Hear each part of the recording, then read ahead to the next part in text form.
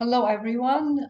It is time for the 124th edition of Paolo's Studiolo, and I'm truly honored to welcome a very special guest in the Studiolo this evening, Peter Weller, who is a Renaissance man um, in many talents and interests that he has. So I'm not surprised that, Peter, you chose Alberti as the topic of your dissertation and your research. But before we talk about Leon Battista Alberti and your wonderful book, I wanted to just say benvenuto. And if you can tell us a little bit about your love for Italy and how did your love for art history start in the career, in the kind of process of your very interesting and really fulfilled life? Well, I'll tell you this is that I started life as a jazz musician, and if it paid the rent, I still do that, but I still do that for fun as a trumpet player in a quintet. And then I shifted to, I had my whiplash moment and realized I wasn't going to be Miles Davis, who's all kinds of visual things of Miles. That's his self-portrait, by the way. He painted like Kandinsky. He willed me that. That is Miles Davis's self-portrait on my back wall. And is Oh maybe, my goodness. yeah. That people like Quincy Jones and other people have been chasing me. I'm never going to sell it. It's never going to be out of this room.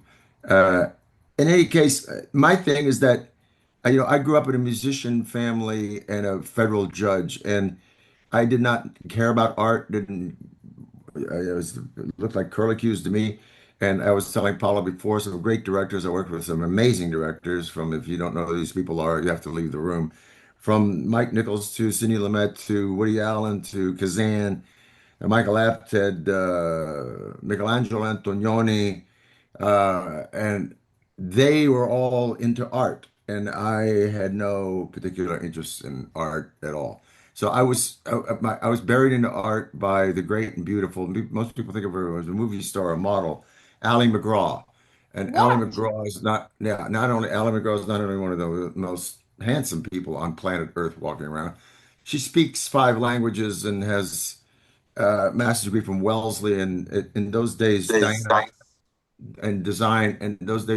Vreeland of Vogue would pick a girl. They called the Girl of the Year. I mean, Sylvia Plath was one, Baby Jane Holzer was one, and Allie was one. And Diana Vreeland would groom them into art design, and into essentially stylists. So they would style photographic shoots. And so when I met Ally McGraw and started hanging with her, her friends were not movie stars or anything. Her friends were I had a lunch with Rauschenberg and Frank Stella, and the heads of MoMA, the Met Ball we go to. This was her running crew. I mean, is it Andy Warhol? Andy Warhol took my picture 8 times, and I finally got one from the Warhol Institute not 6 months ago. So I was the caboose at the end of the train with Ali, and she finally took me by the hand and took me to MoMA when the Guernica was leaving the United States. You know, Picasso wanted it to go to Spain. Should Spain ever become a social democracy? It did, and so I don't know if you guys ever, any of you here saw it, but at MoMA there were 5 floors. It was only about 2 month exhibition. You couldn't get into it. I mean, a guy like me, I had no street value at all, man. But Ali did, and so 5 floors of Picasso from you know figurative realism to rose period, blue period, on and on and on, all the way up to his abstractions. And by the time I was finished with that, I asked Ali, I said, "What do I do?" And she said, "Start reading. Start with the Impressionists. Go to the Post-Impressionists. Go to Cézanne. Cézanne edges. He'll take you into Cubism. You'll get into Mondrian. Da, da, da." So I do all that. So about 8 years later, I'm Mr. New York. And by the way, I lived in New York for 4 years. Hoity-toy, pretentious name dropper of contemporary art. And I'm sure all of you know plenty of people like that. I was one of them. Okay, so here's the thing.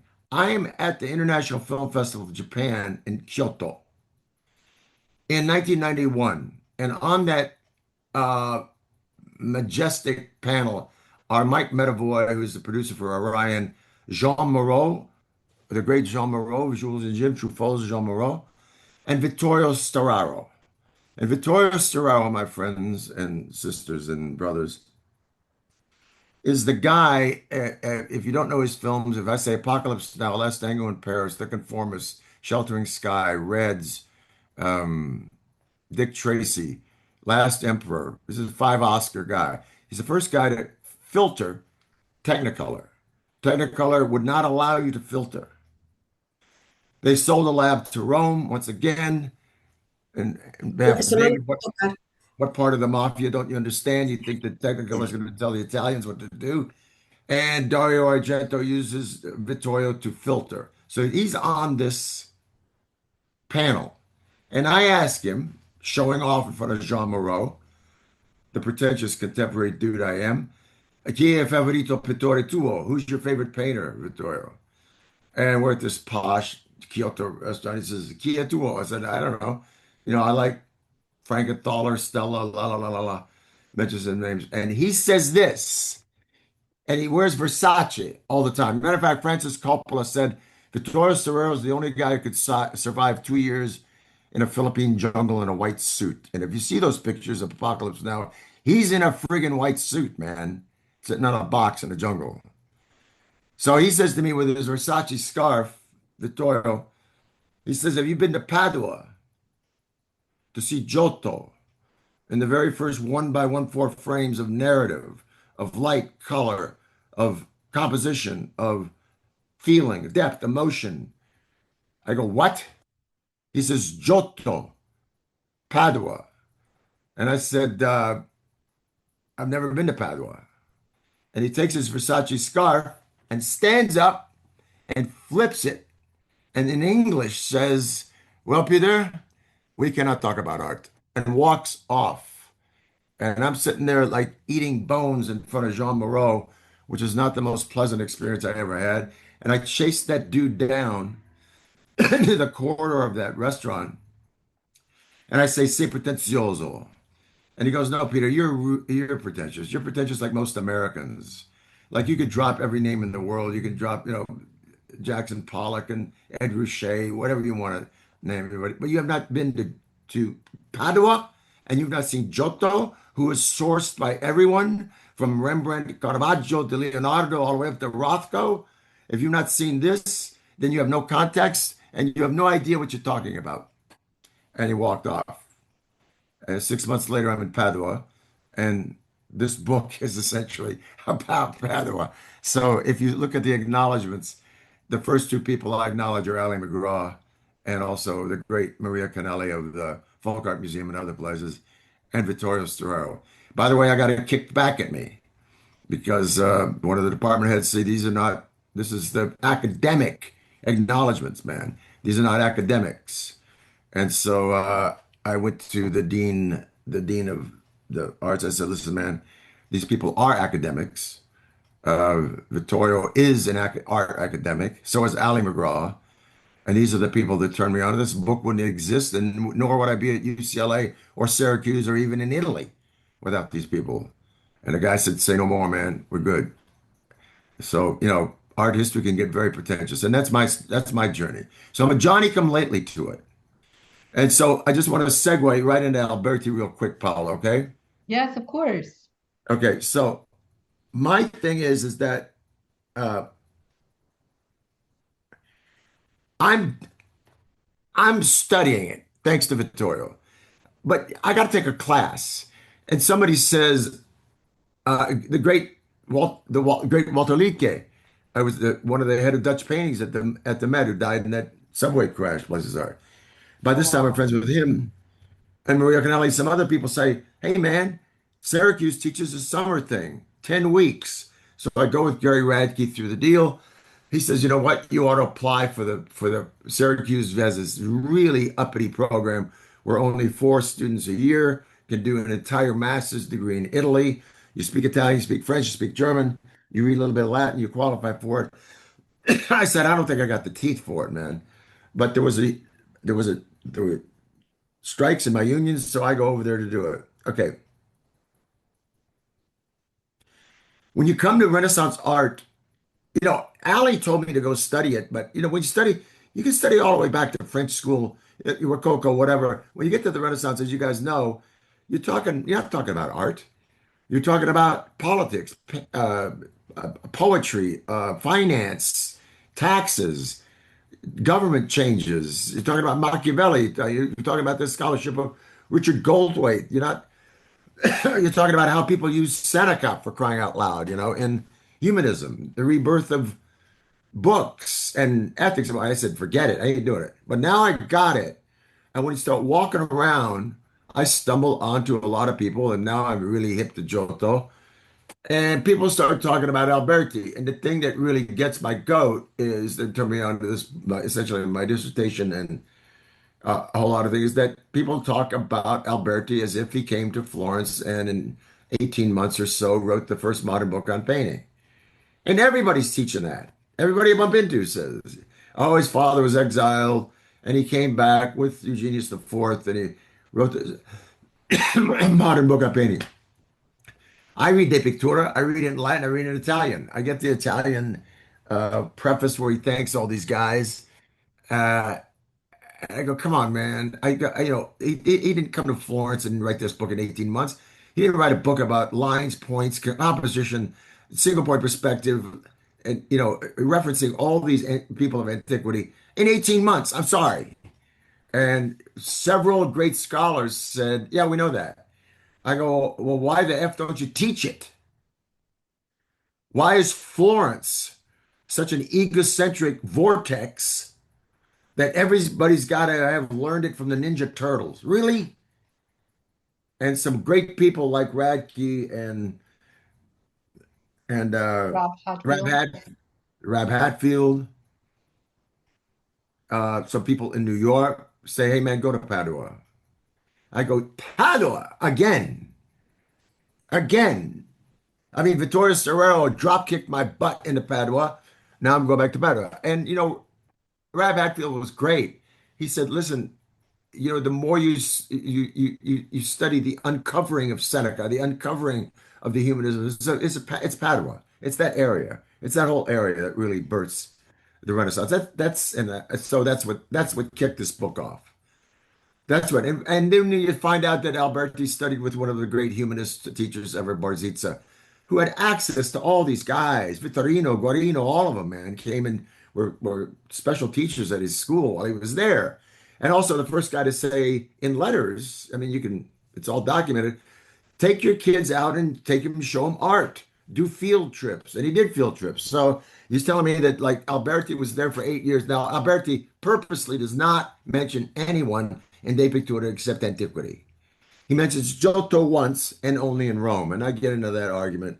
Why doesn't he mention Giotto in Padua? I mean, Giotto does the first profane for the Carrera Palace ceilings of the stars and so forth. They're gone, but he also does the Capella Scrovegni. Why doesn't he mention this? Well, he doesn't want to mention that stuff. He doesn't want to mention medieval art. He doesn't want to mention anybody else Renaissance. He wants a job, and he's writing in Latin for a job, and he's dropping all these names, all these amazing antiquity people, because he wants to impress some great guy like the Gonzaga or whatever. He mentions Giotto in Rome. Why only Giotto in Rome? I talked about this with Radke, with Hatfield, with everybody. Says because Rome is the center of the rebirth of antiquity. He wants Rome. Look, he spends less than 2 years totally in Florence. Last thing he writes is De Ikiakia. He said, "Man, I never understood that place. I didn't speak their language. I didn't know what they were talking about." And so I don't think that he really went to Florence for 18 months and wrote that book. So there you got it in a nutshell, why I wrote it. Yes.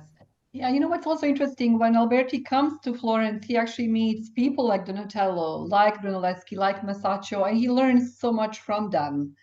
I Yeah, think but so you know many of what? That his Messiah. ideas are just basically fed in Florence when he gets to hang out with them and discuss the contemporary art that they are creating in that Yeah, but he time. doesn't he doesn't meet him in Florence. Paola, that's the BS of this. He's already in Rome for 4 years when Donatello's there. Donatello's in Rome. And Okay. hey, by the way, he's not talking about Masaccio, the painter. I agree with Van Schlosser and agree with Mary Pardo, who reawakened this thing. Okay, so after I came back from the law, I want to thank you, Filippo. I want to thank you, Luca. I want to thank you, Masaccio. Okay. He encountered the work of Masaccio, who's dead in 1426. Masaccio's not even famous until 1480s. He's not even heralded. We tend to endow, and I wrote my first article about the endowment of Donatello's David, with 20th century myopia. Oh, wow. He's the granddaddy of single point perspective now, but he wasn't then. He wasn't considered that then.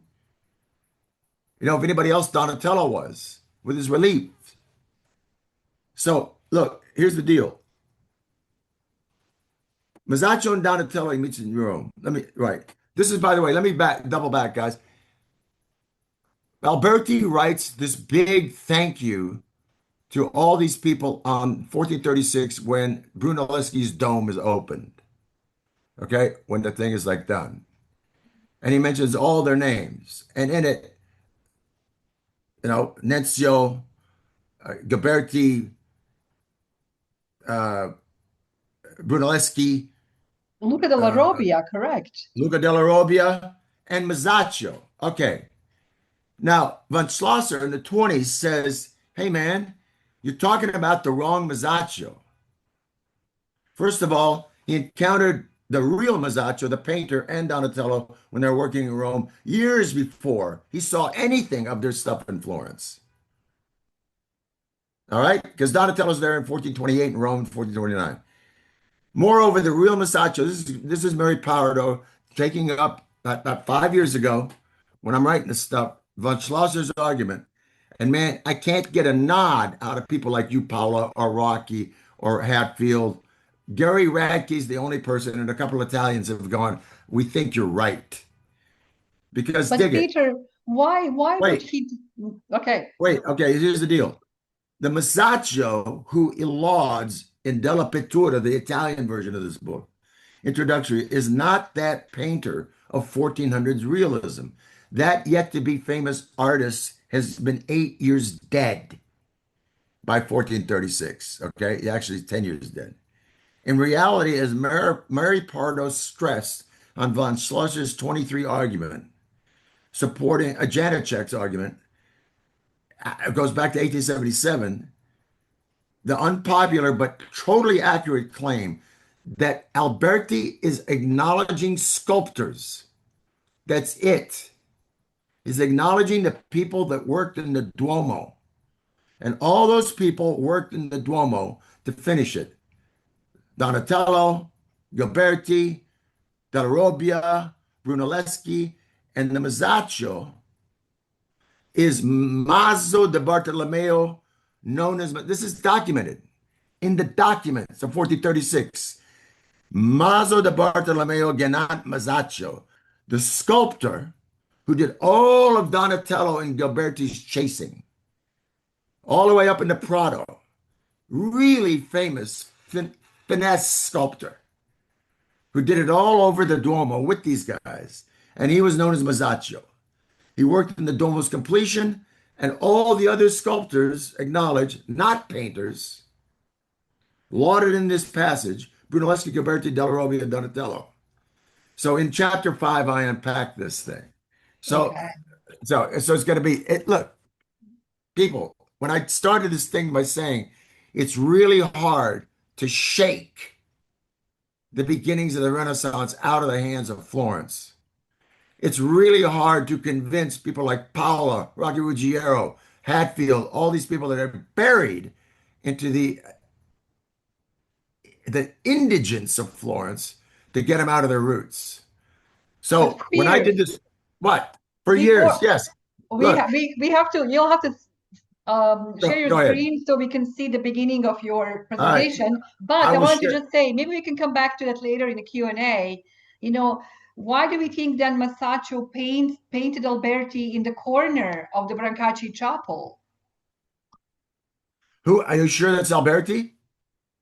That's, what everyone in Florence talks about. But let's come back to that later. Let's start with your presentation. let's do the proper thing and have you present, and then we will come back to that. Okay. Okay. Look, I guess I'm gonna take you through some rock and roll here with the pictures. Please. Anyway, you guys got pretty much the lesson of this thing. Tracing the past of the first modern book on painting demands address of the young Alberti. Um, and I'd say this got published by Cambridge University Press because I pitched it to UCLA. UCLA wasn't going to do We don't see your screen yet. it. Okay, let me share it. Hang on a second. Yeah.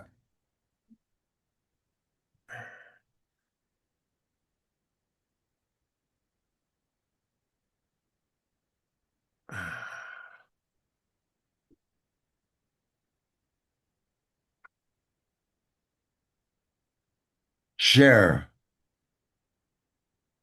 There we go. Okay, I'm going to share this. How's that? Um, I don't see it No, yet. Start again. you don't? No, start one more time.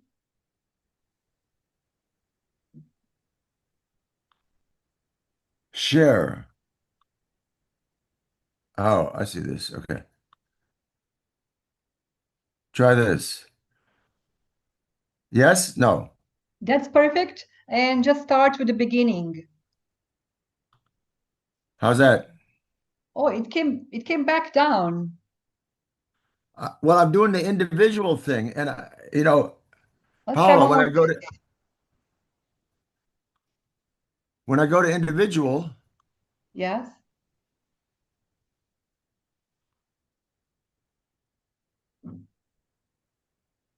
what's that like? that's perfect. Perfect. Okay, now if I roll through these, can you see this? Yes, perfect. Okay.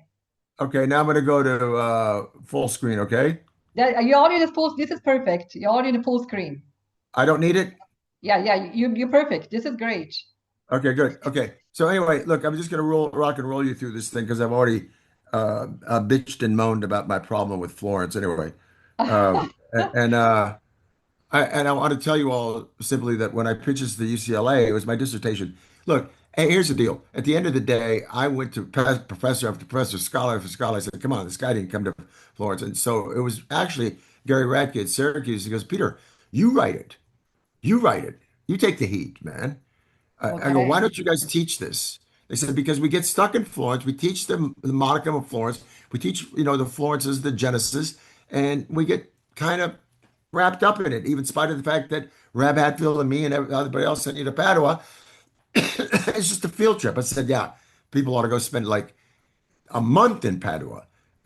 He said, okay, you write it. So it became my dissertation, and then the great Charlene Villaseñor Black, who was a Renaissance scholar and became a Baroque scholar, left UCLA, is now at Oxford, who's just wonderful, who took over my committee.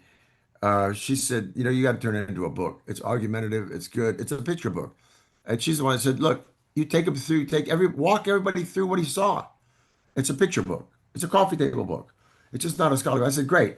So I pitched it to UCLA. UCLA was not doing art history. And then a bunch of people, including Peter Stacy, my intellectual advisor, comes from Cambridge, a couple of great classical scholars, Kim Hartzlich, Peter, others. can you go back Yeah, to the first slide? Sorry, go back to the so we see the cover of the book. sure. Right now we have St. George. I'm trying to get there. There it is. Perfect. Oh, that's it. So Cambridge Yeah. University Press. Okay, Okay, it wow. was originally called Bastard in Exile, and then Cambridge, a couple of people thought that was a little too heavy because he is illegitimate and he was considered bastardo, but what? So anyway, they said, pitch it to Cambridge. I said, listen, I'm ragging on English scholarship. I'm ragging on all these pro-Florence things, and they all said to me, they go, no, no, no, man. English scholarship in Florence, this is a generalization. I'm not going to put any names on it, is Oxford. You pitch this to Cambridge, we promise you they will jump on it. So, because it's a rag. I mean, it is a complaint. It is a firebomb. It's a nice way of presenting, hey, here's what I really think you saw. And Cambridge said, sure. And then I had to rewrite it, and finally, we got, thank God, these two wonderful women in Rome got me all the rights, the permissions to the to the images, and this is the book, and you know, I'm on to Antonello right now, man, and you got to go back, Paolo, when you said, okay, let's go back and talk about Leon Battista Alberti. I'm not an Albertiana guy. I love Alberti as the polymath that he was, as the guy who was a poet, painter, architect, and so forth, and did write about his family, and did write about ethics, and did write all this stuff. But really, what fascinates me about Alberti is how many fingers he put in the pies, and not necessarily all the scholarship on him. Does that make sense to you? Yeah, as a personality, he interests me. Yeah. He interests me a lot, how he made a life. Okay, and the great thing is, I think in the book, which I surmise, according to a lot of people's opinions, how did a guy go from being illegitimate, in spite of the fact that his father's in Venice, and he gets to go to this very hip school, and he gets to go to University of Bologna, where the records are burnt, so we don't know whether he graduated or not. So if you read that Alberti was graduating from Bologna, it's BS. We don't know that because the records, I was in Bologna with several people who showed me the history of the records. The Renaissance records are burned from 1423 to say 1430. So we don't know if he's graduated or not. But how does he show up in employment of the Pope? That's the great news. Where did he get that gig? And I surmise it from the Archbishop of Bologna, who was friends with Barzizza, his teacher, buddies. And I think he got a gig through them. I think he went to Northern Europe. He sources Northern Europe architecture and De Architectura. So then he comes back. I think it was introduced to Eugenius by Cardinal Abrogati, and then that's how he got the gig. There's a lot of, it's fairly easy connecting the dots, but that's my thing. So anyway, that's what his journey amazes me, and not necessarily all of the nooks and crannies of his scholarship. Is that clear? So anyway, the first introduction is basically the where he meets Donatello, where he gets this stuff, and why he does not go to Florence in 18 months, write a book by seeing this stuff. Although this is maybe one of the greatest pieces of relief I've ever seen, to see these astounding cornerstones of Florentine art. And the first chapter takes you through the history of Padua as the source of early humanism, and several people, all these players. And this is, by the way, to show you that he could source images of antiquity and they were not unknown to him by the time he hits Rome. His drawings, these are guys who went to school with him in Padua, very famous dudes. And these are panels this is an interesting thing. Have you been to Padua? Have you been to Cappella Scrovini, Paola, lately? Yes, Okay, so yes, I this, have. okay, so in my editor, um, uh, my editor, a great editor, who's Stephen Campbell's editor, she said, you might want to look more at these angels by Guariento. I go, okay, because Alberti sources color early on and color machinations. And I go, okay. And believe it or not, I go, how many people can admit that they've attempted a scholarly thing for years and years and years, and they've missed one of the obvious deals? Okay. Right next to the Cappella Scrovegni is the reproduction of the ceiling of these astounding vestiges of color coordination and contrast by Guariento. All the angels are in this room, including a Giotto crucifix, which I never saw until 5 years ago. Is so obsessed with Giotto, I don't go upstairs to the museum to see the crucifix of Giotto that's in Padua, or this, which are these astounding. And thank God, my editor said you might want to go back and look at these angels. I think they're important. They're amazing. So Guardianto's angels, okay. And then you got the guys who taught him, that came in to teach him. And then you got chapter two, which is all of his humanist education. These are other guys that studied with him. That I study. These are the classical elements that he's studying, Appels, etc. Chapter three is the art that he saw in Padua, that he probably saw that it is in Padua now, but he this was not there in his time. This was not there in his time. This was afterwards.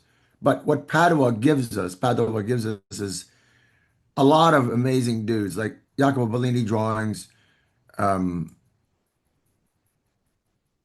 portrait medals, all sorts of stuff. And by the way, in Padua, the Carrera family are the first to do real deal, not from molds, hand uh, pounded portrait medals a la Rome. Later on, by the 1500s, they're all like stamped, but this is a cast, and he's there while this is there. I have no idea why this is why. Oh yeah, Chiriaco. Yeah. Uh, these are all the humanists that he encounters in Padua. He encounters incredible people in Padua vis-a-vis Barzizza. So look, Alberti writes a Roman play when he's 19.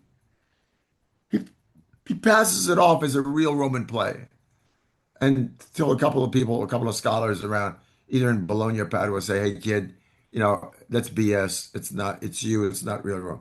So if he's that hip to want to fake a Roman play in Latin, by the time he is what, 19, 20?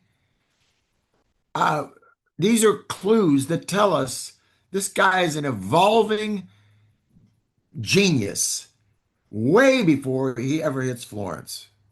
And is Florence maybe the sine qua non of it all? Yeah. But it didn't go there, like Kenneth Clark says, see the art and write a book. Are you with me on this? Yes, I am with you. We're Okay, all with good. you. Okay. So, and by the way, the best that this book can be for you is just to go through the pages. I mean, I've sold to people who have no interest in studying Renaissance history. They were incredible thanks back. Hey, I got to find out who blah blah blah is. I got to find out what this medieval influence is. Hey, I'm looking now. I understand. I got to go look at this. Got to look at people like me who start off with nothing, with somebody just showing them the right way. And I think the best thing the book can do, or any book can do, like David's book on Seneca, is make you go read Seneca for crying out loud. You know? And if this book makes some people uh like uh here he is in the Arco, man, in Ferrara. Yes, he does. He does the models for this. If it makes somebody go look at art, fine.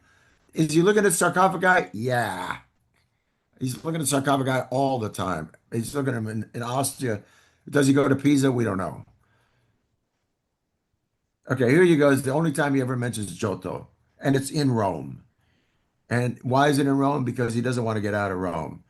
Does he want to talk about Padua? No. Padua is like an iffy place. Does he want to talk about Venice? No. Does he want to talk about Bologna? No.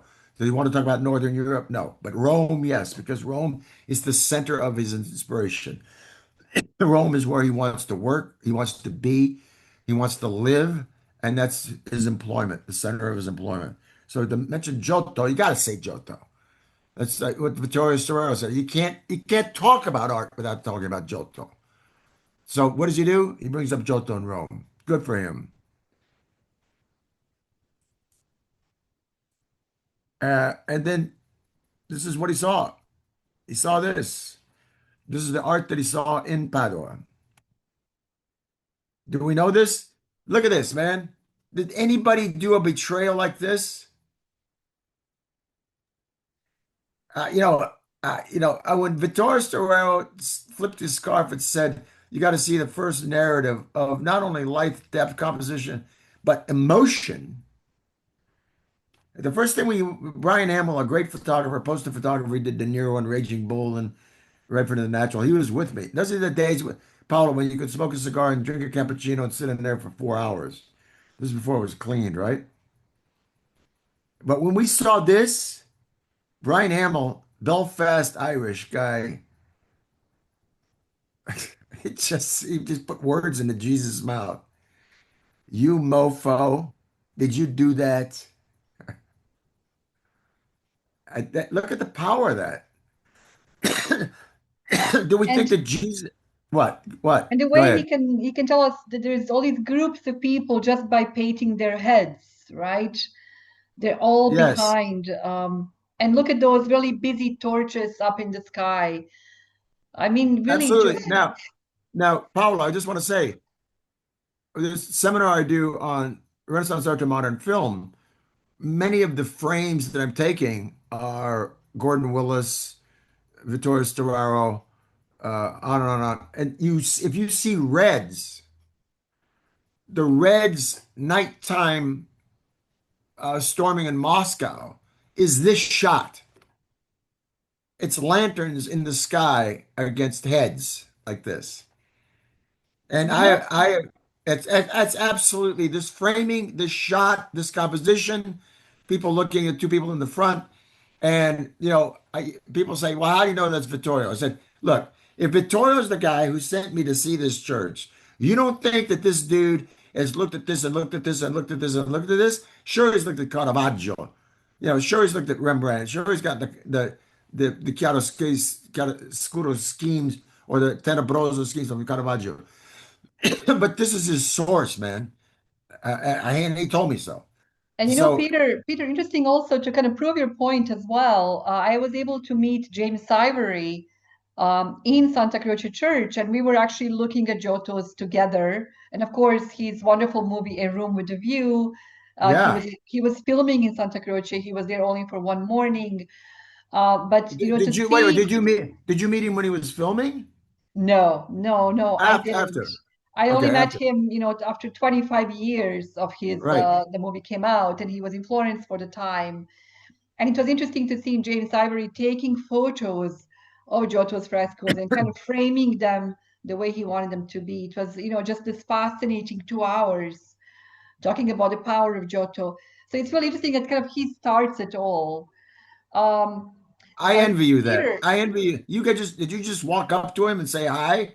I'm no, Paula? I invited him because you know we knew he was in Florence at the time. You know it was 20 years of the film, so I got to meet some Yeah. of the extras in the movie. They were actually all Florentines, and Helena Yeah. Bonham Carter. It was really kind of they all came together for it, and it was just you know fascinating few days. And then Peter, he said. When was this?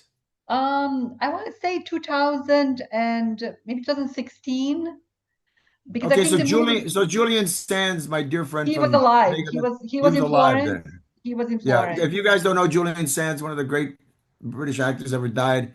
We don't know. And Mount Baldy doing a walk at Mount Baldy during a snowstorm 2 years ago. Yes. Yeah, and is in Room for the View. But I Yeah, so think you go ahead. you know the power of Giotto, and he can you know make sure that people who are completely illiterate coming to a place like Santa Croce and understand the lives of the saints and understand what the story is. I think that is what probably every movie director aims for, right? That immediacy of the message. Peter, when you worked on your book, you know, what are maybe the three biggest takeaways for you on Alberti? Okay, first about Alberti or about the arc of Alberti? Because the biggest thing I took away was how powerful his artistic uh, influence, his artistic exposure was. There's a couple of guys like Franco Porci and so forth who say, look, man, he had to have gone with Cardinal Albergati to Northern Europe in this thing in 1426, 1427, right? Because De Edivocatoria, he talks about Northern Gothic and then Northern absorption of Renaissance ideas in architecture in Flanders, in Germany, in France, etc. So, and yeah, man, he just so that's the most powerful thing. The most powerful thing is that my argument to professors about I don't believe this guy came and wrote this book in 18 months in Florence, in spite of the fact that Lorenzo Bonagor has proved that he got like a commission for a church in Florence, but that necessarily means he was there in 1421, 1423. That's the biggest takeaway. The biggest takeaway is that what is it that influences us? Only because it's now on my mind to go get David's book. But what is it that goes, I've got to experience that and write about it. I got to go see that. I got to write this down. Because something, he just does not sit down and go, golly, no one has really defined the machinations of modern art, of early modern art. I got to sit down and write this. No. What is it that you absorb? What is it that you see? What is it that you take out? What is it that you go, wow? And by the way, when I said, look, Paola, can you remember the first time you went into the Cappella Scrovegni? I do. I It's do. mind blowing. It is like mind blowing. I go there every December 21st, 4th, because I spent every Christmas for the last 30 years in Venice.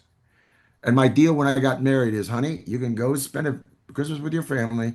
I'm in Venice. You can come with me. You can bring everybody with you. But I ain't spending it with in Georgia, Texas, New York, nothing. I'm not sitting around no Christmas tree. I'm going to Venice. So on December 24th, sometimes there's 30 of us, sometimes there's five of us. But we go see this. And every time I walk into it, it's like, holy cow. And it's not a person that walks into it that doesn't go, my God. And so that's my takeaway. My takeaway is how this guy's mind must have been blown by what he got to see. And did he take it for granted? Sometimes we think, okay, did all these priests who walk into the Sistine, did any of them go, golly, look, it's the drunkenness of Noah? No, most of them just said, where's the wine? And let's get on with it. But that church is something else. Well, I So think now that you share this with us, Peter, I think I understand also why the Scrivani Chapel has this really special meaning for you too, because you kind of fall in love with art history there. yes, you Uh, do. Yes, you do. In spite of the fact I had to be shamed into going there, it is now, my maybe my favorite place to visit. yes. Anyway, anywhere. I'm taking anyway, look at that. Crying over the oh man. This You is a know, fascinating one because when they cleaned this lamentation scene, they actually realized that the women had real tears yes. painted. So that it was really extra, for the time, really extraordinary. Yes, and they didn't know until they cleaned it. It, you Yes, know, it yes. was it was sort of impostered over. But here's an interesting thing, Paul, that one doesn't see. I go on golf trips every September with four guys, and we go play golf in Italy.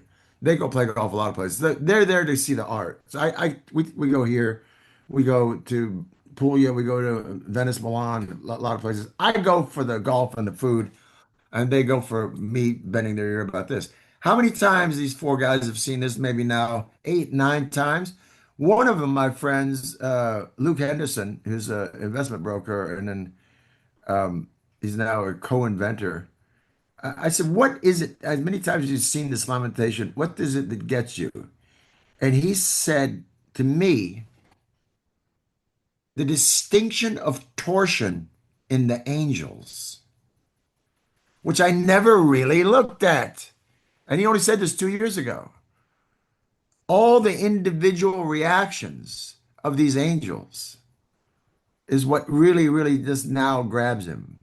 The crying, the no, you know, the the praying, the twisting, and And the and foreshortening. This is the first time we actually see. foreshortening, and the torture of Michelangelo, the twisting, the tension. Yes.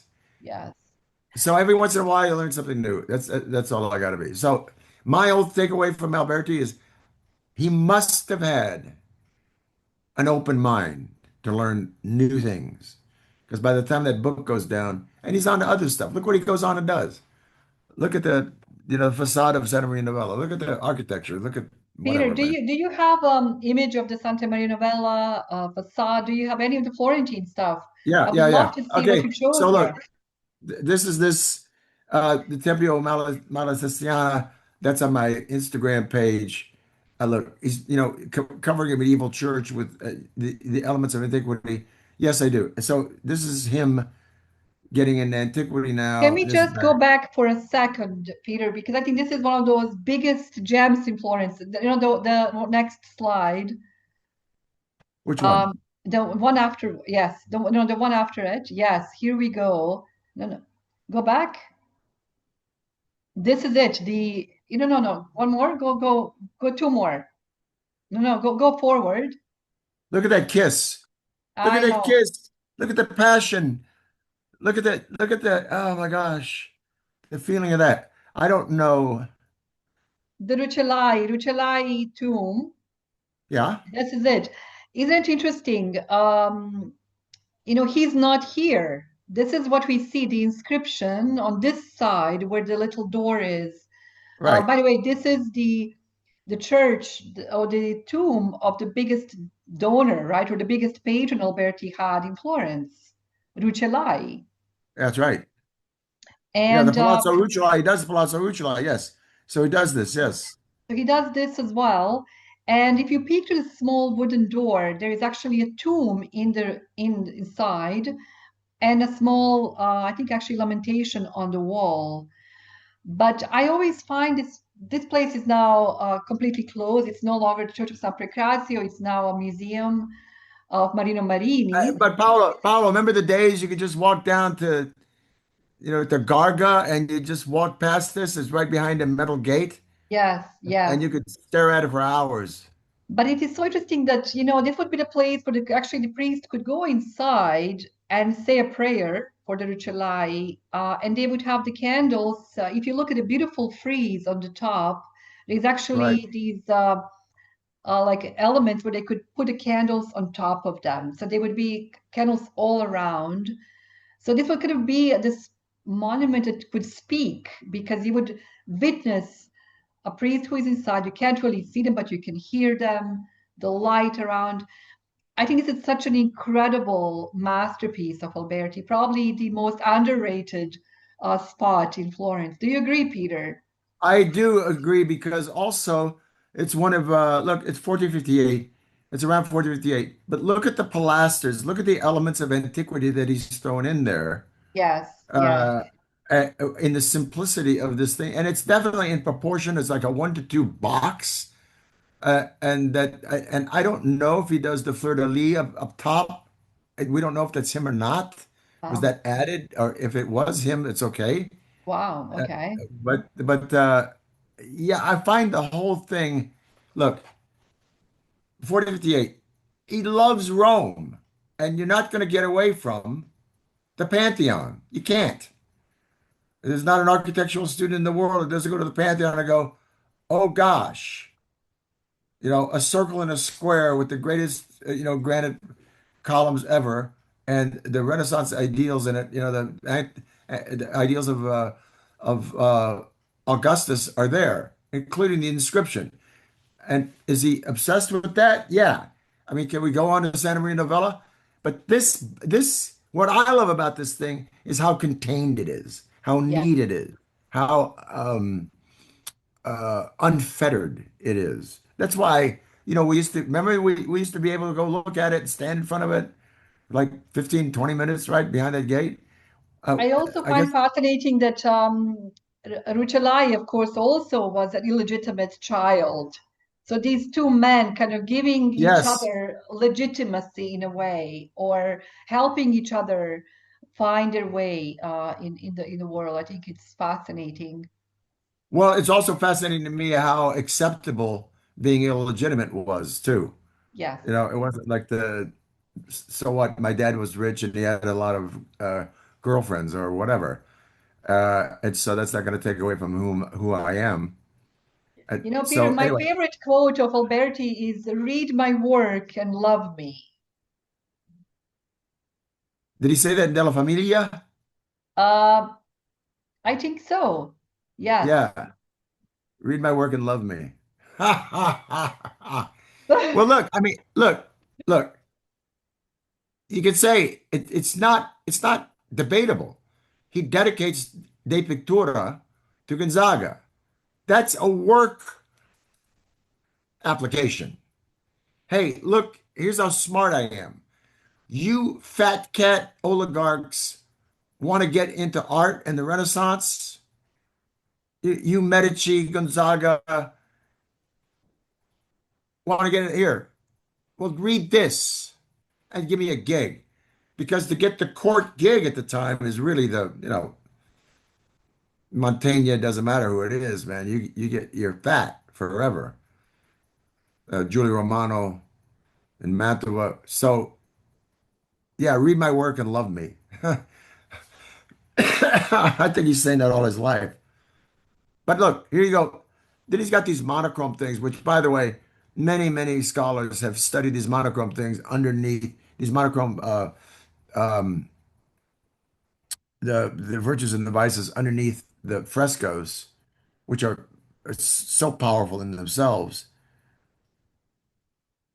And I bring this up because Alberti talks about this ethics.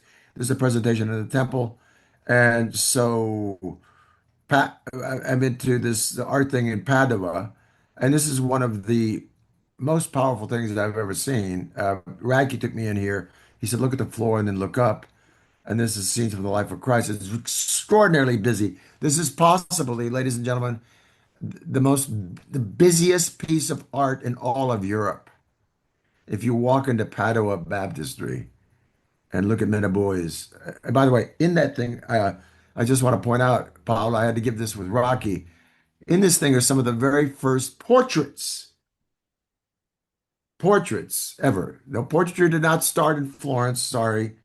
The first time you see, the Carrara, the Buzzacarina family, the clans, they're in Padua. Look at that, man. I mean, that's vertigo making. There you go. This is Giusto doing the Francesco Vecchio. There's Petrarch. There's the Abbess, close up of Petrarch. So this is what Alberti saw in Padua. And then here we go to Santa Croce. This is what James Ivory is taking pictures of, Paula.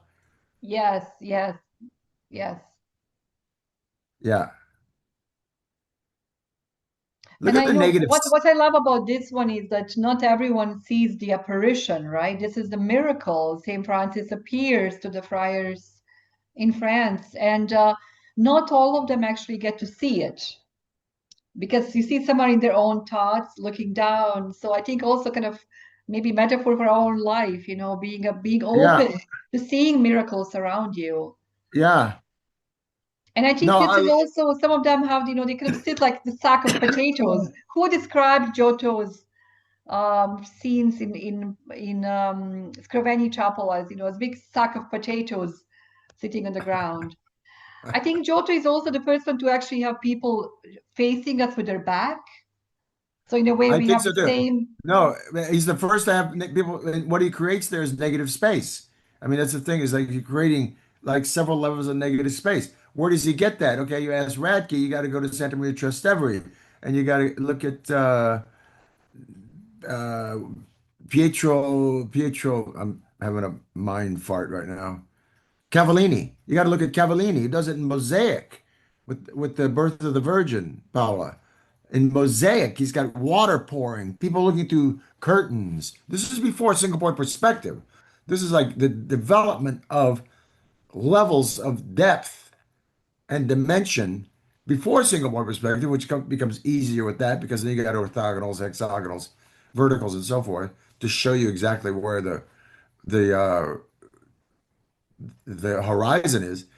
But he is an assistant to Cavallini. We think we know. Else, why does he get the gig? And he's helping out in Rome and he's helping out in Assisi. And yeah, I think he gets all that from Cavallini. Where does Cavallini get it? I don't know. I do. Where? He gets it in all the monasteries actually that were part of the Serbian kingdom in the 13th and 14th century, because all Right? these incredible artists are coming from Greece and they're looking for jobs and they find their way to basically what is Yeah. the edge of the Adriatic Sea. Yeah. And Cavallini was able to be exposed to that, and then some of them also cross the I Adriatic think I and think come you to got to be Italy. right. I think you got to be right because he's a mosaic master, and the mosaic masters are the Greeks. Yes. So I mean, he ain't learning that in a in a vacuum. Yes, I So I write gotta. about this. I write about this because, of course, of my origins from ex-Yugoslavia, and I was able to see some of these monasteries that come before Giotto. And then we had an exhibition at Santa Croce of the copies, because in 1950s in Paris, they decided to make copies of the frescoes or statues that were scattered around the world in places maybe difficult to get to. So they decide to copy many of the frescoes in the monasteries that are now in southern Serbia and in Kosovo, and they are exposed then to public in Paris. And after the exhibition was done in 1950s, they go back. These copies are now sent to the National Museum in Belgrade. And in 2011, I was able to curate an exhibition of these copies in Santa Croce. It was really interesting to see these frescoes that come before Giotto, and then they were actually in the cloister of Santa Croce, and then you go upstairs and you see Giotto's frescoes in the church, and you kind of make this. It was an immediate connection. Right. But Um, were they learning fresco technique from Rome? They're essentially getting it from Rome. But they become masters at, I mean, you're right about that, but are you what you just opened my eyes to is okay, the late 1200s, early 1300s, the greatest mosaic designer ever is definitely Cavallini. Where does Cavallini get this? And it's those guys coming through the Balkans from Greece, who yes, are the mosaic dudes. yes. Once it was Rome, but no longer. I mean, you don't see it in the Middle Ages in Italy. So I think I gotta. Did you write anything on this? On the Yes, I influence? have a. I will send you the book. I have it in Italian. Yes. Okay, okay. Now, see what happens, people. You meet a guy like David who's turning me on to Seneca, then you talk to Paola about, how Cavallini got his mosaic talents. Learn something every day. But Like you Peter, said, that is why, because we are in the studiolo, right? This is the Renaissance spirit of sitting in the studiolo, thinking about uh, life and art and going digging deep, right? yes, Show us I think a you're few right. images. Show us more what you have in your Okay, PowerPoint. look, okay, this is like what he's looking at. And look, this is the great thing about what where he's getting his ideas of antiquity and so forth. And Altichero, I think, is one of the great artists. Altichero that Zevio comes from Verona, but he's in Padua in the 1370s. And I think he's truly like John Richards and a lot of people say a connection. Maybe he's the fulcrum, maybe he's the teeter-totter between late medieval and early Renaissance art, because what he's doing with these things of antiquity, there's Guariento again, which he sees, and there's the Sala Vivore Illustribus, which has been redone. This has all been redone now, but these were all famous Roman emperors done by Altichero. And there's Altichero's portrait of Petrarch, and here's several things that come out of manuscripts from Altichero. So anyway, what my point is that Alberti's looking at, he's looking at who is absorbing antiquity and throwing it up on a wall or a book. Uh, you got this. I mean, the beautiful thing about it, it goes all the way to Mantegna. Mantegna is the first guy to really do Romans and real Roman cuirass and Roman dress. Um, why I got the School of Athens up there is beyond me, in spite of the fact I just gave a Raffaello talk a couple days ago. There's Altichero again. Altichero's just absolute. And this is one of my favorite places, Paola, in Padua, at the Santo, which is, by the way, the largest Franciscan church ever. And and look, let me just jump back for a second. if anything gave movement to narrative, to storytelling, it's Franciscanism.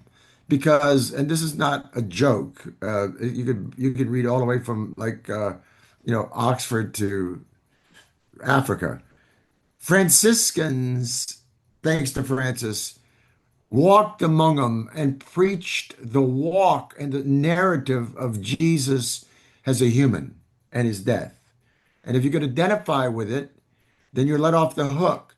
You don't have to think, hey, only him, or he got his eyes open and he goes winning. No, he's dying, he's in pain, he's suffering. The pietà comes out of that.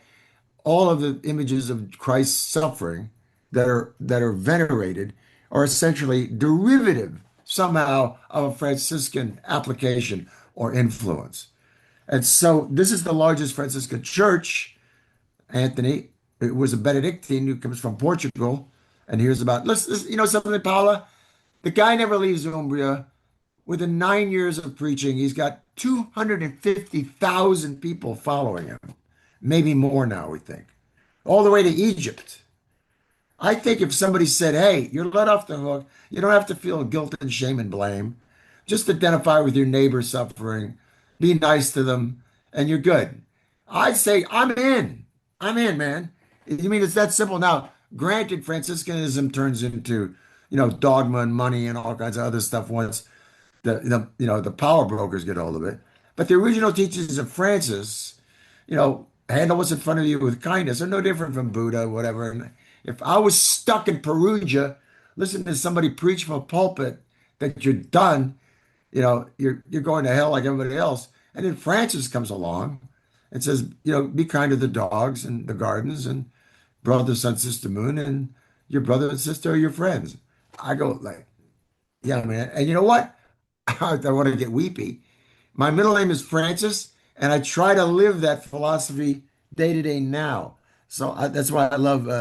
Look at that, man. That is like, okay, this is a story of St. James in fresco. Look at the antiquity columns. Look at the division of the panels. Look at the action in it. Christ coming out of like Bonifacio Lupi's grave. Stunning. All in color scheme of bronze. Have you seen this? Look at this. Look at the foreshortening of these horses. Astounding frescoes.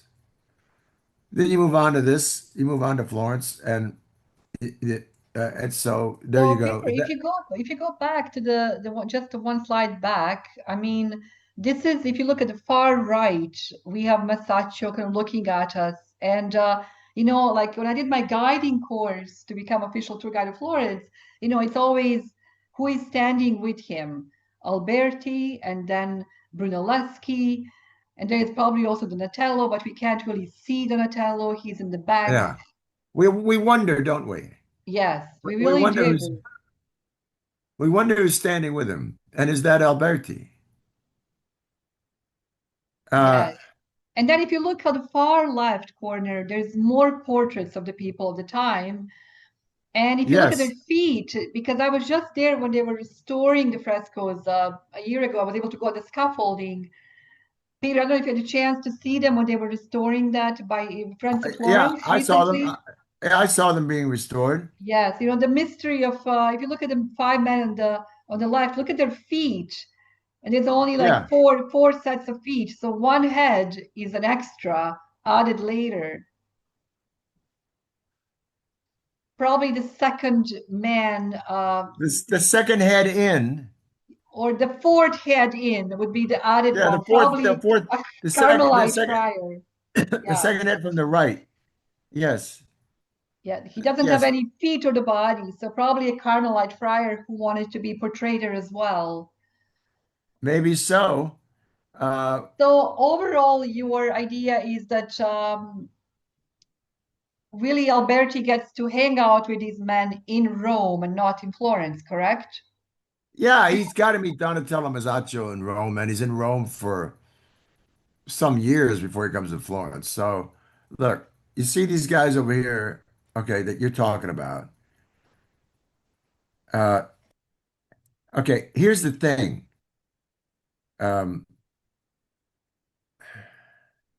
Here they are. Yeah, this is it. Oh, Yeah. Well, here they are back here. Okay. 1426. He does this in 1426 before he dies. Masaccio. That ain't Alberti. Alberti isn't even anywhere near Florence. Nobody even knows who he is. He's still roaming around from Bologna to Northern Europe and trying to get a gig in Rome. wow. Even if he does get the gig that Boninger says that they give him a parish on the other side of the river in 1421, 1422, it doesn't mean he goes there because you could be assigned a parish just because it's, you know, the ban has been lifted on your dad and so forth. What does he got to, what does he want to do that for? He wants to stay in Rome and work for the Pope and make some money. So nobody knows who Alberti is at this point. So this whole BS that this is definitely Alberti. Nonsense. Nonsense. He ain't anywhere near Florence. Now, is that Donatello? Could be. Is that Masaccio looking at us? Yeah, I buy that. I buy that's a self-portrait. Masaccio means Big Tom. And look, he's big. He's tall. He's taller than all the others. So, but that ain't Alberti. I'm sorry to ruin all this for you, Paola. So hold on. Who do you think is the man that we see in profile? Go back to the slide. Who do you That think guy he there, is? Yes. I think it's I think it could be Brunelleschi. But isn't Brunelleschi the guy with the black headdress in the background? I'm thinking The third.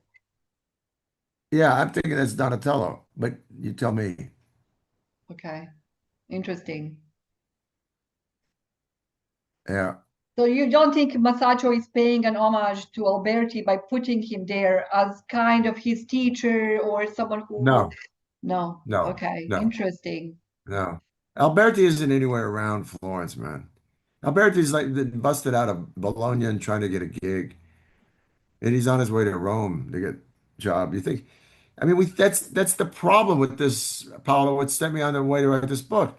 This is all taught like these guys are famous right now, and this guy, you open up a little bit of dynamics on the guy. He's nowhere near Florence at this time. By the way, his father's exile is only lifted in 1428. So he's not Yes. even allowed in this town without being killed. That's a Right. good point. That's a good And who point. and who pronounced the exile? The Medici, Yes. Yes. the Yes. Medici granddad. And this is a Medici hang. And they're about to like kick Cosimo out for a year or something like that, 1433. But Alberti can't walk in here and say, I'm an Alberti before 1428. But Masaccio could pay an homage to him by putting him in the painting, right? Doesn't know who he is. He Never doesn't? met him. Okay. Wow. Never met him. So you think that when he mentioned Luca della Robbia and other people in Florence, he doesn't talk about Masaccio the painter, but Masaccio the No, sculptor. that's right. That's crazy. Wow. But Wow. it's in the documents, Paola. It's in the I understand. documents. I understand. Wow, that's Yeah. Maso fascinating de theory. Benedetto, Maso de Benedetto Genant Scultore Masaccio. Wow. Okay. That's in the documents of the building. And yet you read a document. I say that to Rocky, and he goes, "Nah, it's the painter." You know, it's like I said that to Elaine. I said, Elaine, this is the friggin' document. Mary Pardo is not a guy in a diner. She knows her stuff, right? And she did all the research on this. And that guy's famous sculptor, famous chasing sculptor, like Wow. finisher. Yeah. Works for Donatello, works for Donatello, works for Gilberti, all of them. Does all the finishing in the Duomo of bronze. Wow. Wow. Maso de Benedetto Genant Masaccio. Because everybody else is a sculptor. Why is he writing in 1436 about a dead painter, who we probably saw in Rome once, who does nothing in that Duomo at all? when he's doing an homage to the Duomo. Now, it's just one of the great foul lines that just absolutely infuriates me. That You that's know, I that's mean, the when I was studying to become a tour guide, after doing the two masters, one in Syracuse, one in Siena, and then 900 hours of training in Florence to become official guide. What is fascinating, many times, you look at Renaissance letters and this man comes, let's say, from Padua, and he says, I've seen the works of the painters, and he mentions all these names, and maybe out of the 20 names, we know three of them today. right. So how many of these wonderful, incredible artists have disappeared without a trace, and we don't talk about them today? Yeah, that's right. Um, Peter, also, talk about, 19th century, the Grand Tour. When people would come to Florence, they would actually come to Florence to see the work of just two artists. Who are they?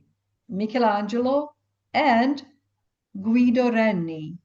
Yeah, Guido Reni. No one talks about Guido Reni today, right? So, what we're discussing in Studiolo now, maybe 50 years from now, 100 years from now, these men will not even be the names that people will be looking at. They might be completely different stars of the Renaissance.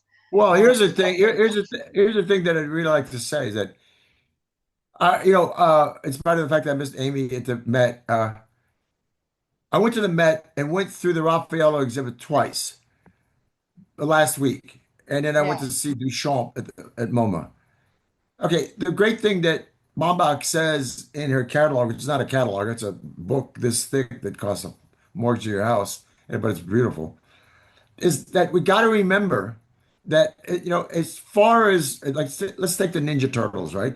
Let's take Leonardo, Michelangelo, Donatello, and Raffaello. Okay, they relegate Raffaello, we do nowadays, to the bottom of the tier.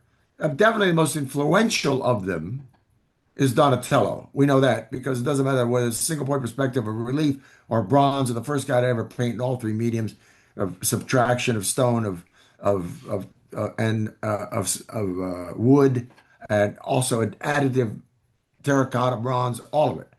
The people in Asia didn't even do all three. Okay, then you got Leonardo and Michelangelo. But Balbec says a brilliant thing. The most noted of them was Raffaello.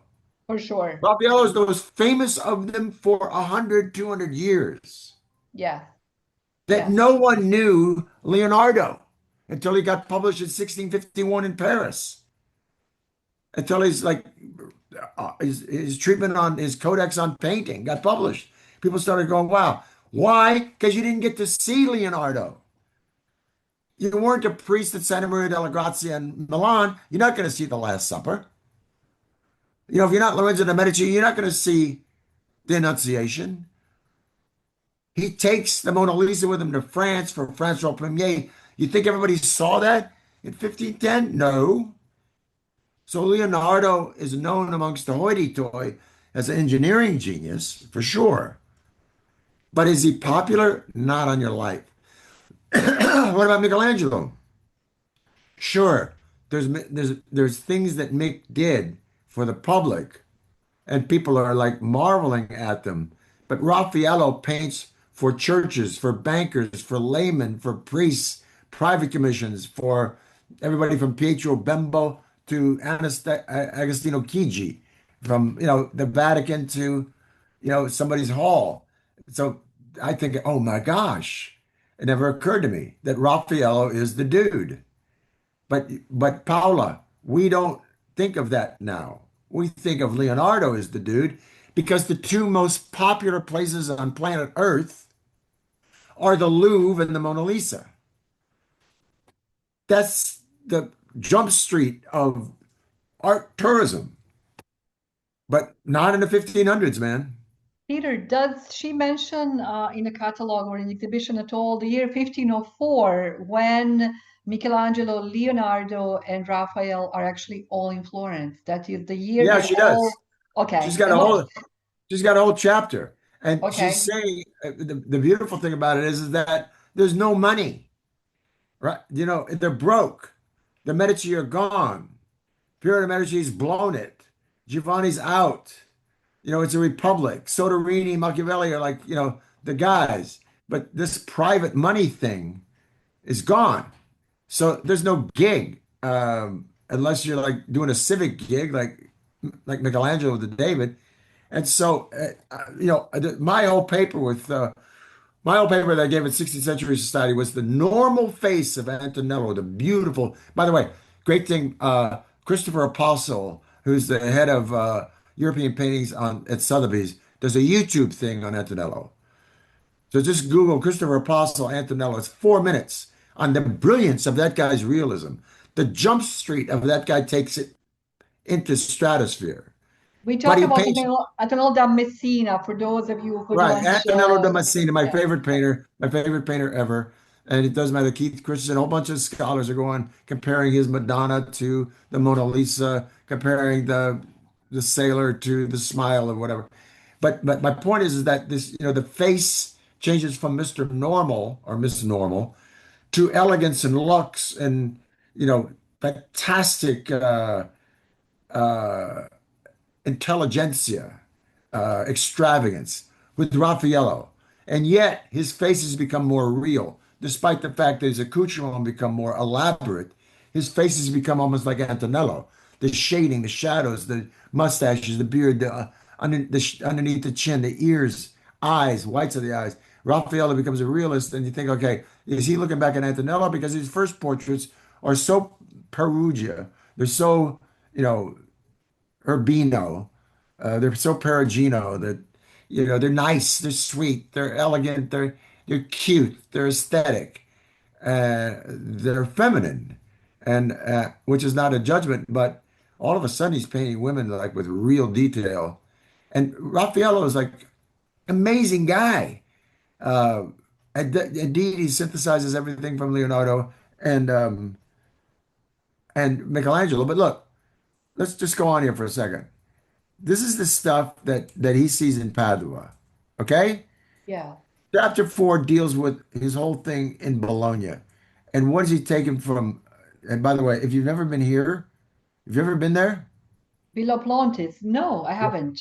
That's my email, Yes, by it the way. is. Yes, Yes. Okay, totally. these are the most staggering single point perspective Roman frescoes, fourth and fifth style Pompeii. You have to go there. It's her. They got a 35-yard long swimming pool. It just shows you the idea of luck. This was not even discovered until 1982. All these villas, the Villa Francesco, you got to go, Paola, to see what they've discovered in Bosco Reale and so forth, and right out of Castellamare di Sabbia, the remnants of these Roman villas, which restructure for us how luxurious the Bay of Naples was for Rome. And so this is not discovered yet, but I just want to show you it exists. That unbelievable depth, feeling, emotion, single point perspective exists. Look at that. That's like that he knew how Unbelievable. to do it. Okay, so here we go to Cavallini. This is Isaac rejecting Esau. Look at this negative space in that and the depth. And I get to how what he's seeing in Bologna. And he definitely sees a lot of Pisano. And this is one of my favorite things anyway. Does he get to Siena? I don't know. But the idea of Franciscanism is everywhere in Bologna. Uh, as with and the Dominicans are the same thing. The reality of Christ's suffering is everywhere. And also, this is a Roman soft. This he goes to Rome. Now he goes to Rome. Let me just get this out. These are all the things that he sees in the Marcus and in Bologna. Look at this. This is astounding. This is by Niccolo Pisano, the tomb of Saint Domenico. It's also the first thing that Michelangelo does in Bologna, an angel. So you got real Romans and real Roman curious. You can't tell me that this guy who is interested in art as a law student didn't go look at this tomb because this is famous in its own day. The relief in it, the detail in it, the drapery in it, the composition in it, the there's and everybody's picking up on the idea of sarcophagi at this point. Anyway, And by the way, here's another thing he's looking at. The professor's tomb. David Drogan gets us into this. These things are all over with their relief. And then you got manuscripts. The center of manuscript illumination is in Bologna. And when he's there, and then you got this, which is done, Jacopo della Quercia, one of the great figurative realism reliefs ever, which is done while he's there, and he probably leaves. But if you're getting, he talks forever about the nude and about anatomy and about relief and about like movement and torsion. Um, he's looking at this. Mick ain't around, man. Leonardo ain't around. He's definitely looking at this. This is one. You've been to Bologna to see this, right, Paola? Yes, So I have. Yes. these are example of early Renaissance realism taken from antiquity, everybody. And this is on the Porta Magna of Bologna, where Alberti is in school. So, gee, do you think you went up and looked at it for a while? Or the guy working? Hard not to. Peter, And then there's, I'm very aware of our time. okay, good. So anyway, these are Van Eyck things that he possibly sees in Northern Europe. He Wow. possibly sees it. And by the way, have you not? I'd never been until last year to see all these things. This Adoration of the Lamb is like My is goodness. just unbelievable. It's unbelievable. It's in Ghent, and I went to Ghent to see it. And then you got the Last Judgment. Okay, and look, there you go, Ah, here's Antonello. your Antonello. Okay. Look at the detail How on did that you guy. connect him in the book, Peter? I just was saying, like, when he's talking about realism, when he's talking about shadowing in the face, and the face has to have this and that, whatever. And I'm just using Antonello as an example. And this is Cardinal Albergati, the guy that he probably went to Northern Europe with. But anyway, Antonello is definitely a guy who's the fallout of Van Eyck. He maybe meets Van Eyck in Naples, maybe meets him in Milan, but definitely influenced by Van Eyck. So does Alberti ever meet Van Eyck? We don't know. He's definitely in Northern Europe when Van Eyck is there. So we got all these Van Eyck But things. doesn't also Wojnak, he actually comes to Italy, right? And he travels all the way He down to comes to Milan. Sicily and he meets, well, he He also comes, goes down to Sicily because he meets Sofinis Guizola. well, I don't have any evidence of him in Sicily, but he's definitely in Naples. And all that is, Spanish. And Well, uh, didn't he meet Sofinisba and he says, by the time he met her in Sicily, she's already an older woman, completely blind. And he tells us that he learned more about art from a blind woman in Sicily than anyone else he ever met. where was he in Sicily? Where is this? In Messina? Um, where did she live? I have to now look back to it to see because she actually marries someone. She marries a ship. Um, what's it called? The captain of the ship that she was on, and she basically goes down to live with him down in Sicily. I will have to look into it. Oh wow, Okay, what did that you makes know sense about? because Sicily was doing a lot of trade, Messina particularly, with Yes, Venice, with the Dutch, with Naples, I think everywhere. she's in Palermo. She's in Palermo that he Okay, meets.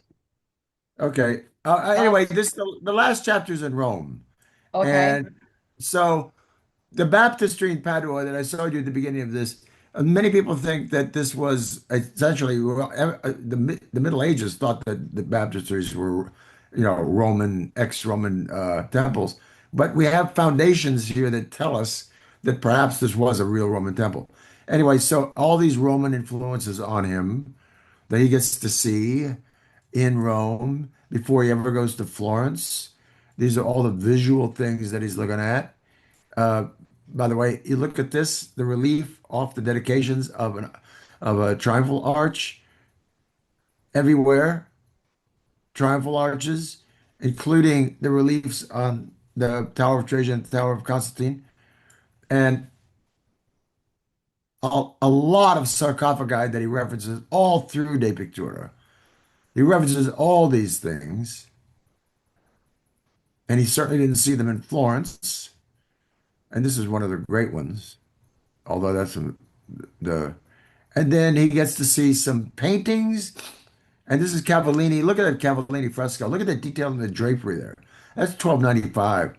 You're right. I got to open up a book on this, Paola, because this guy definitely got it from the Greeks, man. The Greeks coming through the Balkan countries, and yeah, and all of the from Split all the way up to You know what is uh, fascinating about them? The painters are Greek, so you see the frescoes in churches, but the architects are coming from Italy. yeah, So there's like two worlds coming together, very much yeah. Italian architecture, but Greek art inside. So I will send you one of the books I wrote when I was working in Santa Croce. Well, Peter, this is one of the most powerful things I ever saw. And we're back to the great things that Cavallini. He says, okay, this right here, just I want to end on this. I said, this is in Rome at Santa Maria Trastevere. This is Cavallini. Look at this water pouring, 6 levels of negative space, and this is in mosaic, people. This is not in wow. fresco. This is in tiny little pieces of tessera of glass. It's unbelievable. And then he gets to see this other stuff. This is all in Rome, studies, single point perspective. Um, and then he goes to Florence. I guess this is some great stuff in Florence. And at the end of it, some architecture, but these are all the things that influence him. Mazzolino, Masaccio in Rome. And then he comes to Florence to bear them all out. That's my favorite relief in the world. Look at that Donatello. Does he see this? We don't know. But this is 1427 at Siena. Have you ever seen this, Paola? Of course you I have, right? have, The back yes, there. beautiful, Look at yes. that. Look at, guys, this is a piece of bronze that's like 3 inches thick. And Donatello is doing relief of a, a woman bowing. That's Salome, uh, presenting the head. Pardon me. The head to Herod, the table, the servers, the arches, the people behind eating. Then another place, the people behind serving. Then you got this sort of bedroom over here on the right. I don't know. It's just that thing is like nuts. Paolo, Donatello. Anyway, a lot of beautiful things in Rome that he gets to see, and then it ends in Florence And with this the beautiful medal, Peter, here, if you go back to just one, this is one of the first examples of a Renaissance portrait medal where kind of Brunelleschi or the Alberti brings it kind of back to idea of this Roman coins, right? Where the emperors would always yeah, take a profile. yes. Rome was obsessed with the forehead, the nose, and the chin because those were the demonstrative effigies of power. Greece, not so much. I mean, you just look at the under Lysimachus, the portraits of Alexander and so forth, not so much. But Rome became obsessed with the portrait, and subsequently so did Padua, and then so did Florence. And you see those first portraits of Lippi, Paolo Uccello. They're all Domenico Ghirlandaio. They're all profiles until Antonello again. But look at the Uh, way it's a very careful fashioning of how he wants to be presented, right? Because yes. we have this, Leone, so this like almost like a lion-like, beautiful fur, his hair. Well, I think it's Roman. I think it's what he sees of Julius Caesar. I think he's copying Rome. And then also look at the way what he's wearing. This really interesting kind of almost like toga this is not a Renaissance fashion No. whatsoever. Or what he includes in front of his neck is this beautiful eye, a winged Yeah. eye, which for him was symbol, or he calls the human eye as the king of all organs. Yes. Because with the eye we take in the world, right? We get to Yes. learn, The we king get of to yeah. the king of Yes. He the bases winged everything eye. on the eye. Correct. And then I love how he adds to the eye later on his own. The first medal you showed us at the beginning, the retro of the medal is actually this, winged eye again, and then he has this quid tum in Latin, what is next. So Peter, if you want to stop this screen share, I wanted to ask you actually, quid tum, what is next for you? What are you working on these days? We're way over our time, but No, no. give Well, us I want to tell you that that your quid tum. yeah, that I want to tell you that uh, I have a movie coming out on Thanksgiving, and it's the sequel to Once Upon a Time in Hollywood, written by Quentin Tarantino. This was, Wow. but this was directed by David Fincher, the great David Fincher, who I would talk about art with, and I play Brad Pitt's cranky, angry, not angry, but actually nice guy, father. Uh, and so most of my scenes are with Brad, who works like a dog and is a great, great actor, and just absolutely takes nothing for granted, including his stardom, and he's grateful every day for another gig. And also he's into art. He's an art freak, art architecture freak. I know And he we was would, actually he was in Venice and he got to visit the museum, the beautiful room in with all the statues that were brought back. Oh my God, it's escaping. Anyway, he was there with Venetian Heritage recently. So yes, yes. Palazzo yeah. Grimani. I have Peter. Actually, we have Roger Thomas, who was a guest in Studiolo last year, who is a big patron of art in Venice. Roger, Oh, what was it? Palazzo Grimani, correct? where is Roger? I think he's coming now. There he is. Hi, Roger. Hi. Okay. It's the Tribuna in Palazzo Grimani and Palazzo the Grimani. In, reinstallation Pala of the Grimani collection in Palazzo by Grimani. Venetian Heritage. Okay. And I In the know Palazzo, Brad Pitt was there. I know he was there was it 2 summers ago? Anyway, two summers ago. Okay. yes, Yeah, yes. so we rehearsed all summer, most of summer into the fall, then shot from the fall through the winter and wrapped it in January, wrapped the movie in January. And it's coming out in November. Comes out on Thanksgiving Day on IMAX. Okay. Peter, um, how David did Fincher, the great director. amazing. How did studying art history change your life? Ha ha ha ha. Well, look, uh, it definitely made me. Only reason why I do this, look, I come from a Jesuit family. I was not Jesuit trained, but the Jesuits are first international teachers. They taught in the language of the country they taught in. My uncle is head of the AUSA Fifth Circuit. My father was a federal judge and essentially a spy before that. My aunts, all my cousins are summa cum laude in the University of North Carolina, Rice. They're all smarty pants. I'm the thug, man. I'm a jazzer. I'm a night guy. My dad told me, he says, "You're a jazz musician, like your mother, and jazz musicians are night people, and night people don't live long. Why don't you go to school?" And so so I was that guy.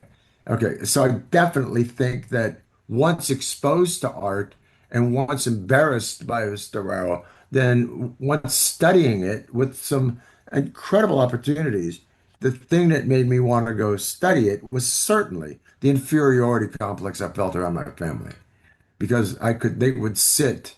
My dad and uncle could talk about Seneca. I didn't give a shit who Seneca was. What is he like? Guy who taught that spoiled brat, you know.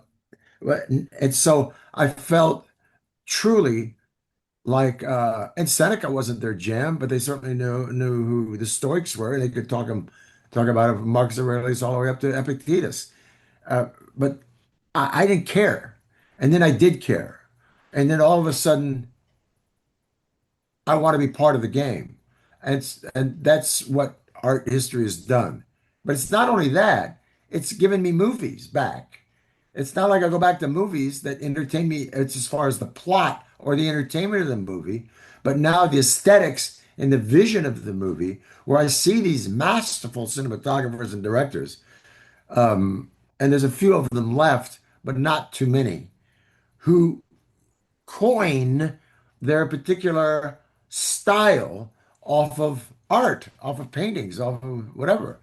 And so I wish I could go back and have a conversation with Mike Nichols, which I did, for a while. Mike Nichols was very proud of me doing all this work. So was Sydney. But those guys have passed. But I never got to sit down with them and talk about art again. What we would email each other and so forth. But when they were telling me about it, my head would fall into the grits, man. If somebody's talking about, the Cubist theory of, Carlo Carrà, man, who cares? But now I feel like I got something to say. Now, let me add this. My friends who I take on these golfing expeditions who want to see the art, for 10 years I've been doing this. Last year I was sitting with 15 of them, all men. One woman was sitting there, a very elegant woman in her 60s. And my friend Luke, the same guy who loves those angels, said, "Hey, Peter, Dr. Weller, we have another doctor sitting with us." And I said, "Okay, who's this?" And he introduced this very elegant woman. Uh, and she didn't Harvard me, except that she was a PhD at Harvard. And if somebody's from Oxford or Harvard, they will Harvard you or Oxford you in 15 seconds. You know this, people. You can say, Neil Armstrong went to the moon. Yeah, when I was at Harvard, Neil Armstrong and fill in the blanks or Oxford, whatever. Man, it is single most pretentious. Not anybody I know from Harvard hasn't Harvard in me in 20 seconds. Same with Oxford. But this woman didn't. And she says, I said, "Oh my gosh, you're a PhD?" She says, "Yeah. Well, actually, I have a science PhD, right, and a medical PhD." I said, "So what do you do?" She says, "I'm in biogenetics." I said, "Oh, really?" She says, "I'm emeritus at Harvard." Now, she didn't even say Harvard until I asked her. I said, "Wow, biogenetics, that's fantastic at Harvard." Yeah. And she said, What about you? What do you study?" I said, "Something, I swear to God, Paola, I said something to be humorous with my friends, something much more pretentious than biogenetics." And in a nanosecond, she responded, "Oh, must be art history." Ah, And everybody laughed. of And then my course. friend Brian Wozniak said, "Why is it that art history is considered so pompous?" And somebody answered and said, "As much as we love it, it's not necessary. It's an indulgence. It's like it was only for kings and queens and the rich. You can go back to the caves of Lascaux if you want, but really from antiquity on, it's the wealthy. It's Raffaello's money game." And by the way, Raffaello leaves. No, it's no kidding why he leaves Florence. There's no money there.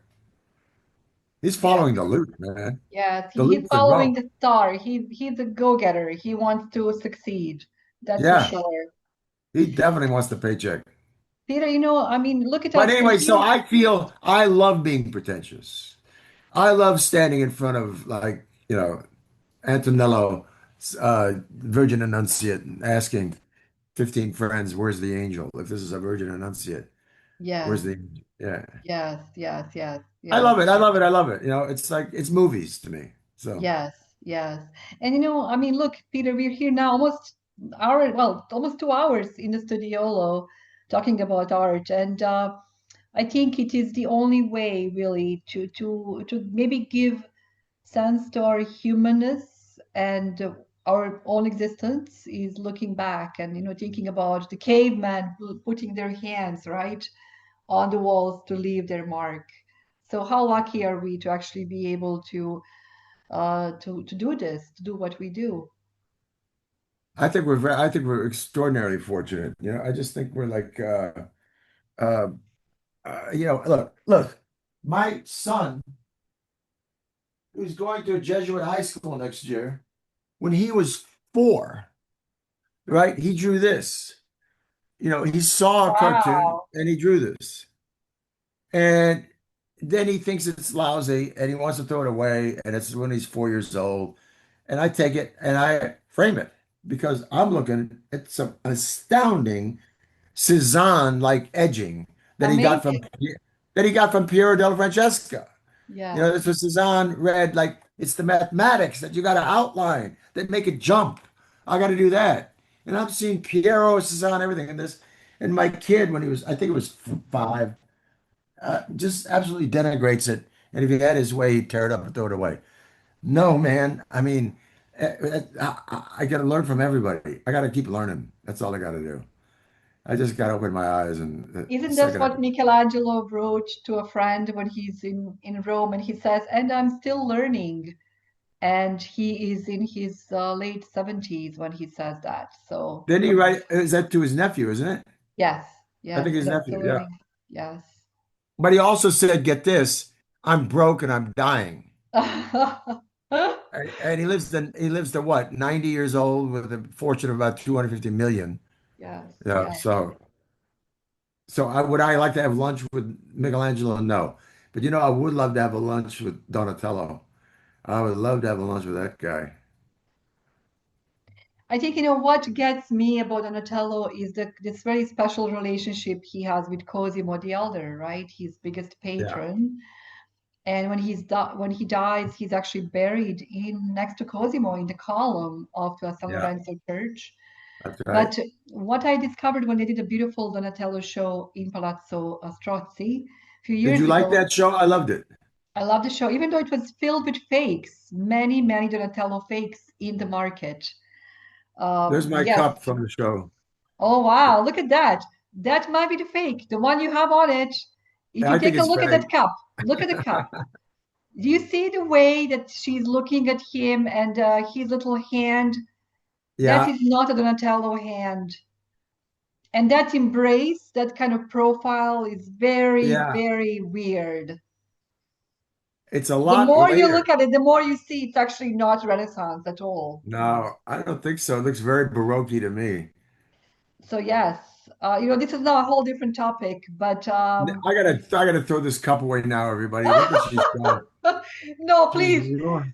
keep Oh, the she's cup. ruined my friggin' coffee cup. Oh my God. I know, but yeah, if you take a really good look at that, you'll see it's actually one of the big Florentine art dealers who their letters that really show this, that he asks his artists who basically fake Renaissance art, he tells them what to do.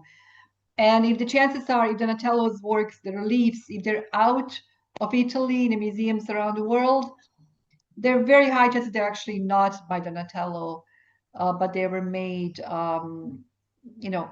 In any case, what we were talking about, yes, Donatello, going back to Donatello and Cosimo, this lovely relationship that they have. And when Cosimo, before he dies, he actually asks his son Piero to take care of Donatello. And Piero's version of taking care of Donatello is to give him a piece of land, an I know. animus. I know. Didn't he stayed a week on it or something like that? He was there, I think, for a little bit more, maybe up to a year, and then he comes back Oh, I in the thought he was next. less than that. I mean, look, he's a city guy. He Yes, walks around. He gets his ideas of naturalism from people in the street. He does yes, that astounding, Luke with yes. like crumpled up whatever with frowning, amazing realism. The only reason why it stays there because everybody gets to walk by and go, "Wow, looks like my uncle. Looks like my father. Looks like my brother." Right? And so you got a street dude, and you're going to put him on a farm? I don't think so. And actually, yes, he does come. He comes to, and he asks Piero if he could just, forget about the chickens and the sheep, take it all back. And he just said, can you just give me cash every month? I'll Yeah, be that's what living he in Florida. said. Yeah, that's amazing. Well, listen, you guys understand that, right? He gets the big retirement ranch. He don't want it, man. He Yes, wants to hang out in the city. yes, He wants to yes. go to a pub or two and look at reality. So, I get that. My brother was a member of Mensa and a smart guy, one of the guys I inspired to. And, I grew up in Texas. My dad had a cattle ranch. I grew up with guns and horses and calves and cows and fish. Learned how to fly fish off a canoe, bass fish off a canoe when I was 5 years old. And then I stopped all of it. I stopped the horses, the guns, the fishing, the whatever. My brother said it's because I went to Italy. My brother said to me, your life went sideways when you went to Italy. Oh, I don't. So this is like later on. This is like in late '80s.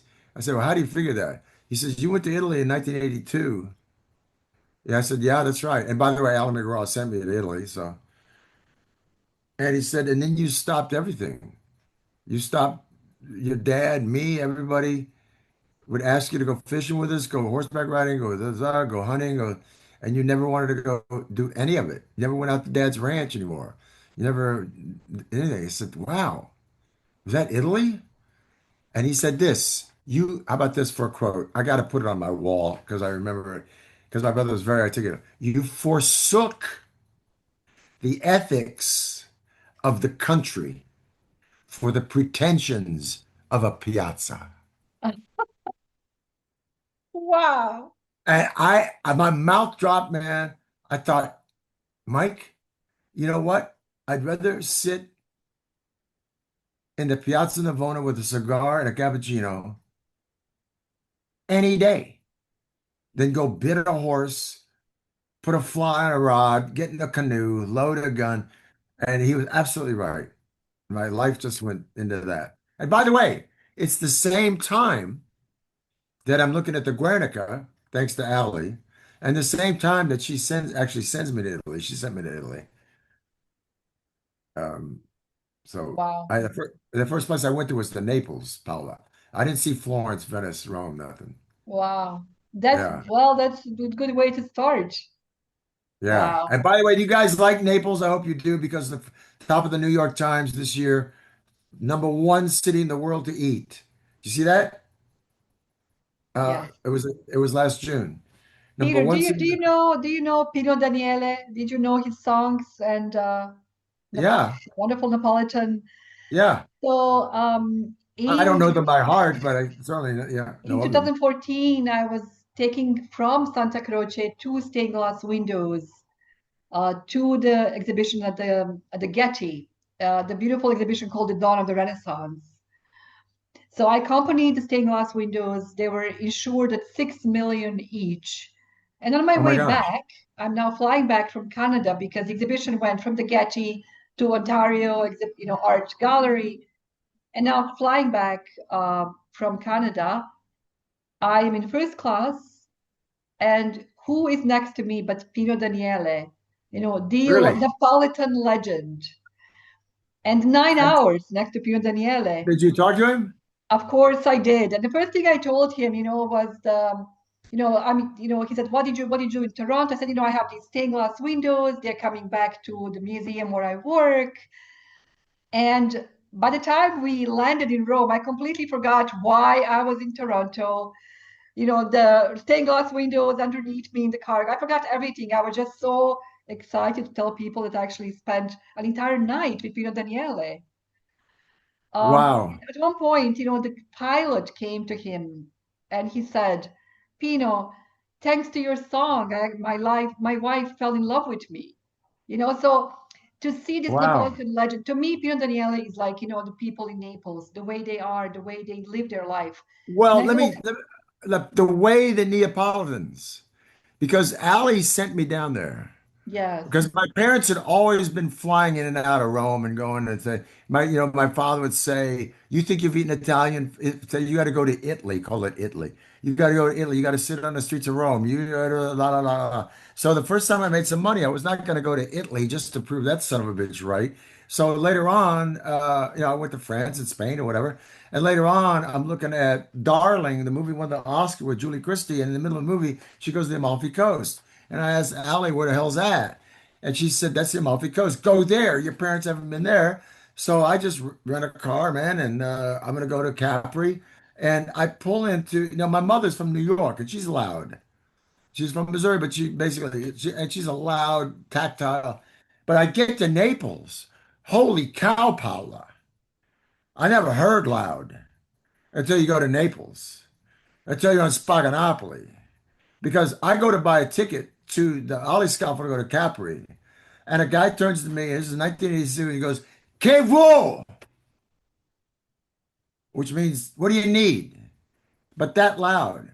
And he's got Pavarotti on a boombox behind him. He's got his little coffee machine. I said, "I don't understand Italian." He says, "You want the coffee?" And I go, my God, these people are insane. And later on, as Franco Cesali, the owner of a great hotel, says, the Neapolitans are the most elegant and private, but the absolute loudest on the street. There's nothing that even gets near them. And tactile. I called up my mother. I said, "Ma, these people touch you, man. You know, I want to say, I'm right here, man. I'm not in the next room." And my mother, with her, because she loved Naples, and she said, "Honey, that's how they are. And if you don't like it, leave. Bye." And hangs up the phone. And that's Naples, though, man. That is absolute Naples. And And now I love it because they're saying there's no psychiatrists in Naples. People vent. And the first time I saw a woman talking to a man, I was with Franco Cesali at Danalula. And I said, "Man, she's going to kill him." He goes, "What are you talking about?" I said, "She's like," yeah. he says, "You know what she's saying?" I said, "I have no idea because I don't understand Neapolitan at that point." He says, "She is just saying, I'm not going to pick up the kids." I went, "Oh my God, man." So I've fallen in love with it since then. You I know, just, it is a special, definitely special place in Italy, that's for sure. And with Pino Daniele, we talked for 9 hours, and I and was I bet he just, was very elegant. I bet he was the Neapolitan, sophisticated, yes, elegant, learned yes. from And Spain. going back to Brad Pitt, as you were talking about Brad, who works hard, who is always grateful to have a new gig. Pino Daniele was actually telling me as well. You know, just telling me how he was grateful to be invited to this jazz festival in Toronto, how hard he Wow. works to still keep his music. His music changed over time. I will encourage all of you to listen to some Piero Daniele. I might send you some of my favorite songs. They're basically from 1970s, 80s. So at the end of the whole ordeal, we are now landing in Rome and they bring us breakfast. So now we are almost in Rome. And as we kind of, share this first coffee, he tells me, "Paola, now we can tell people we spent a night together." The Neapolitan, right? And he kind of gives me this side look like, he's being funny. And I said to him, "And Pino, you stayed for breakfast." I think Paola, that was that's the a little best comeback. that that's a little too sexy for me, man. And you stayed for breakfast. What So what happens in Studiolo, I guess, stays in Studiolo. But I think it was lovely that we then, we stayed in touch. And what was Pino Daniele's biggest are you still in dream? touch with him? Unfortunately, he passed away. He Oh, he passed did. I didn't away. know that. Yes, he passed away about 5 years ago now. But what was his biggest dream? Talking about, power of art. There is this probably the legend of Italian music. And you know what he wanted to do with me? He wanted to go and see the Vasari corridor. It was on his bucket list forever. We never got to do it, unfortunately. And then, Well, so when was it? What year was this? I met him in 2014. But in those days, Paula, still they open it up, they close it up. They open it up, they close it up. You don't know when it's Yes, open. yes, yes. So it was one of the, and he was always traveling. He never had enough time to stop in Florence and, do this. But it All was right, his big, big dream to see the Vasari corridor. How it let used me to be. get No, not what we see today. let me give you my other museum bitch. When I was at the Met, and in the days of Keith Kitchinson and Andrea Bauer and Steinberg, my mentors and friends that I would meet there, you could go into any room, and the floor dozen would tell you. You ask her, "Where's Lotto?" Right over there, right? So I'm at the Met.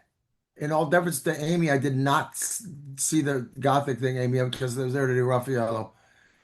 And I wanted to see the one of the Antonello Ecce Homo, and the best one. It looks like a pugilist with my buddies. And it was closed off.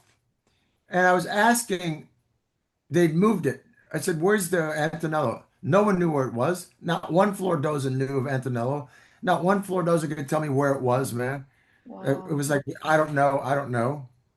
When I finally found it was roped off, I asked one, I said, "Can we just go in and see it?" And She said, "Oh, I think I got to get my." I said, "Well, I'm friends with the people who run the place, and it's not like I'm a guy in a diner. I just want to." They said, "Okay, well, I don't know what painting it is. I don't know what you're talking about." In another day, if you want to see the Loto Venus, the those would say, "Sure, go take 30 seconds to look at it, but come back or something." Like if they close the room. Amy. I was truly unimpressed with how that museum is being run. I was a little bit crestfallen, that not one person knew where another room was. They could not direct you to Jack, and they had no particular idea of what Raffaello was and which one. They were just there to do what? To make sure no one's going to pour Coca-Cola on a painting.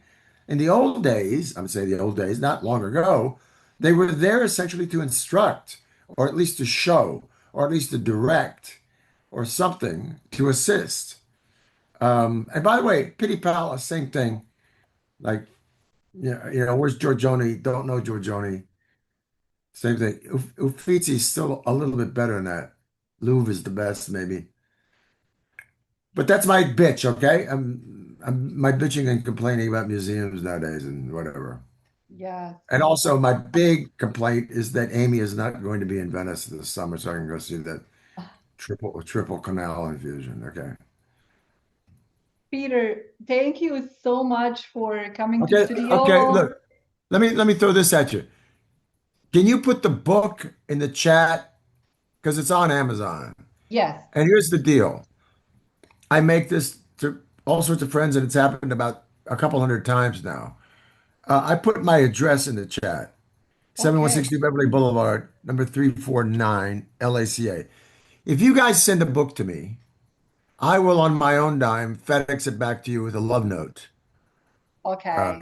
Oh, hold on. Let me make sure yeah, I copy this so I can put this with the recording, Peter. I will include this in the email that I will send okay. out later on today. Yes. And so basically, if they send you the book, you will get a signed copy back. Okay. All right. Yes. It doesn't matter whether you're Sarah or Ann or Christine or John Franco or Karen but I will send it back to you with like my personal love note to you guys. And by the way, not shamelessly, as Beatrice Reel of Cambridge says, you have to shamelessly pitch your own book, Peter. It has to be shamelessly.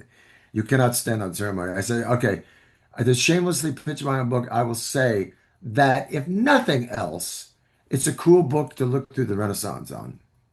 It's a great picture book. That's what it is, Yes, a picture. Peter, you introduced some really lovely names that most people don't know about, and also places like Padua that we all should spend more time in. It's like such an underrated place, Padua and What Bologna. an elegant, beautiful, and the second oldest civic university after Bologna in the world, Yes, and a yes, beautiful walking town, and the market's astounding, and the yes, food is amazing, and it's yes, just a fantastic town to hang.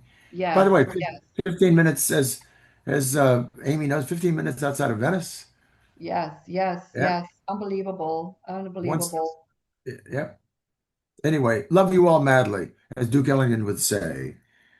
That's Duke Ellington's phrase. Love you all madly. Thank you for inviting me, Paula. I appreciate it. Thank you, Peter. It was really a pleasure to have you, and My pleasure. I look forward to seeing you in Venice or Florence and continuing our conversation. Okay. Are you going to be in Florence this summer too? Yes, yes, I'm here. Yes. I'll be in touch. Okay. Sounds All right. great. Thank Hugs, you. blessings.